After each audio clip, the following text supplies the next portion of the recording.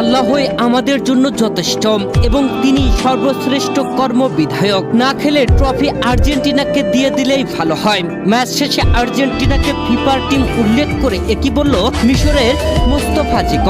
প্রিয় দর্শক, বিশ্বকাপের কোয়ার্টার ফাইনালে ওঠার লড়াইয়ে আর্জেন্টিনার বিপক্ষে খেলতে নেমেছিল মিশর। আর এই ম্যাচে টান টান উত্তেজনার হাড্ডাহাড্ডির রুদ্ধশ্বাস, যেখানে আর্জেন্টিনাকে 2 গোলের ব্যবধানে পিছিয়ে দিয়ে উল্লাসে মেতেছিল মিশর। তবে রেফারিদের চালাকিতে আর্জেন্টিনা ঘুরে দাঁড়িয়েছে।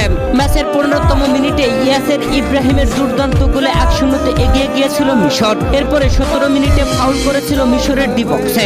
সেই ফাউলে পেনাল্টি ধরেছিল রেফারি, আর সেই পেনাল্টিতে গোল আদায় করতে ব্যর্থ হন লিওনেল মেসি। হতাশ হওয়া মেসিরা প্রথমার্ধে গোল পরিশোধ করতে পারেনি। প্রথমার্ধে 1-0 এগিয়ে থেকে বিরতিতে যায় মিশর। গ্যালারিতে উদযাপন করছিল মিশরীয় সমর্থকেরা।